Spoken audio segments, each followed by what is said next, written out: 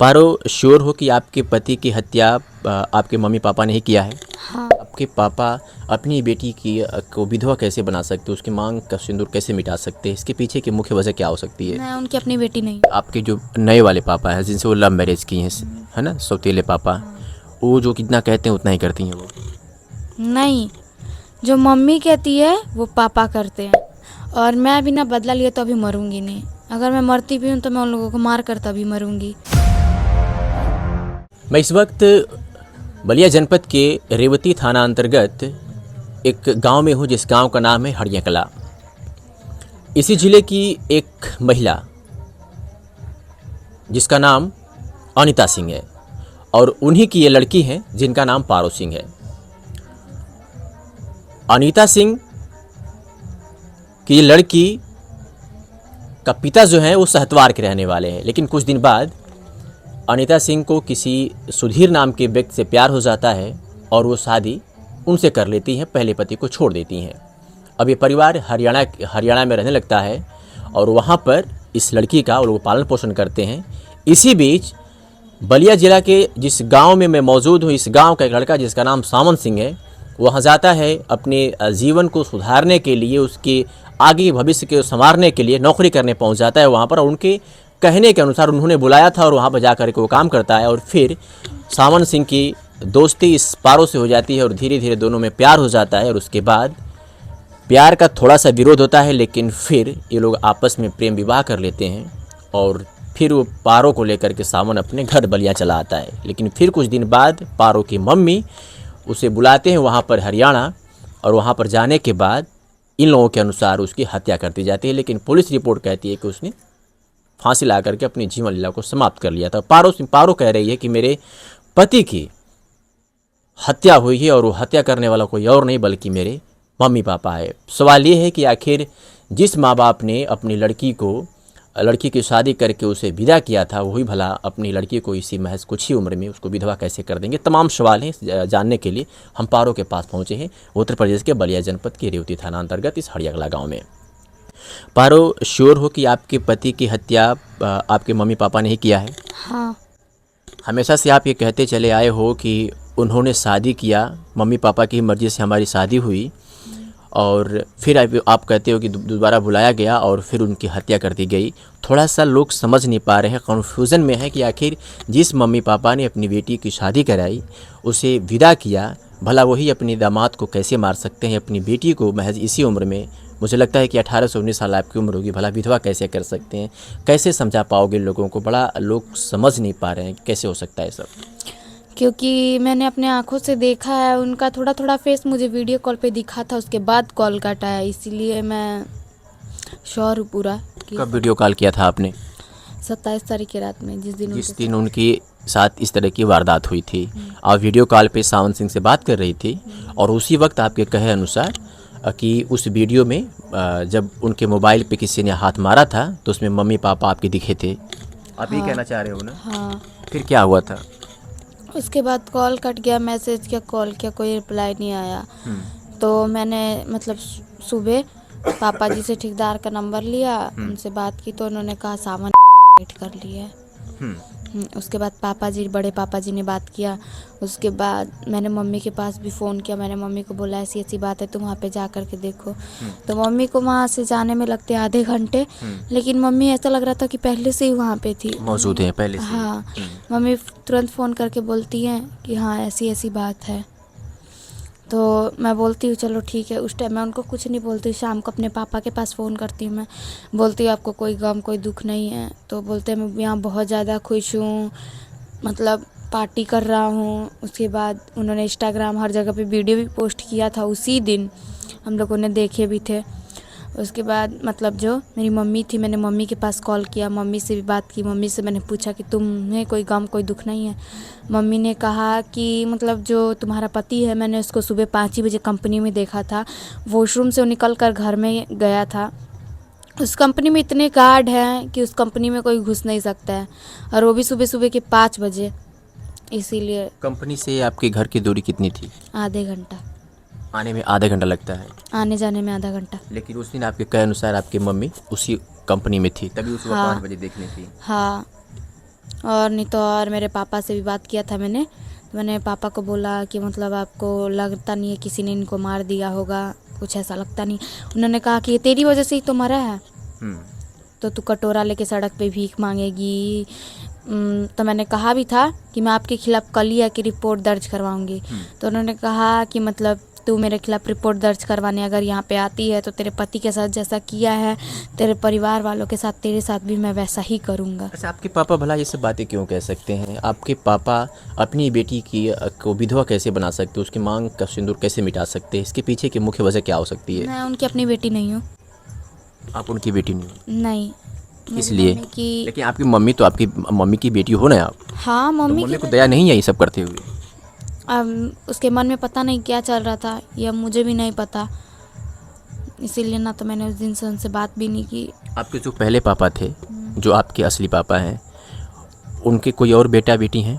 हाँ, मेरी एक सिस्टर है जिनकी शादी हो गई है। वो कहाँ, यहीं पे रहती हैं? नहीं, वो और कहीं रहती हैं।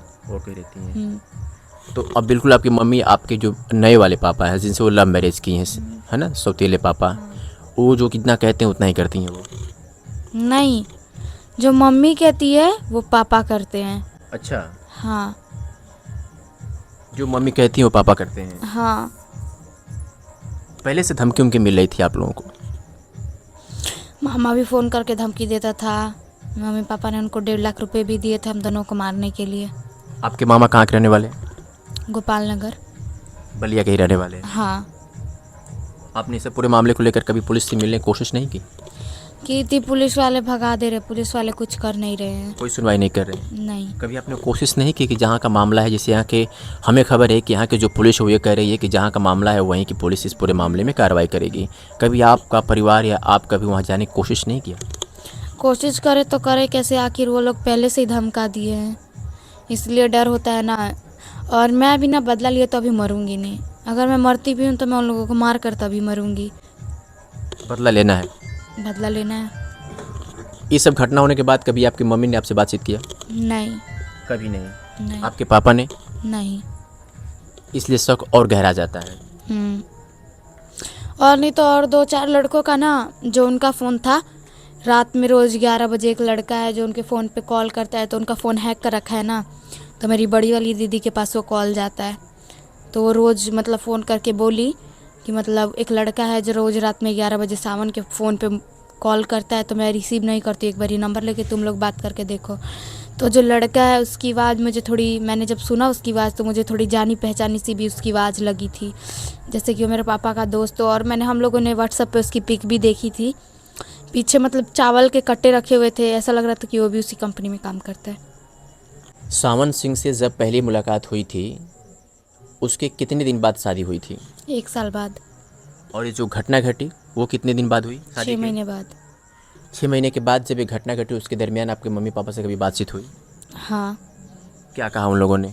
28 तारीख की रात में, मतलब 28 को हमें पता चला, 28 तारीख की रात में मैंने उन लोगों के पास फ़ोन किया, मैंने पूछा ऐसा ऐसा हो गया, आपको कोई गम कोई दुख नहीं है पापा? तो उन्होंने कहा मुझे कोई गम कोई दुख नहीं है, मैं यहाँ बहुत ज़्यादा खुश हूँ, मैं पार्टी मना रहा हूँ। तो मैंने कहा तो आप ये तो पता लगा सकते कि वो मरे कैसे हैं?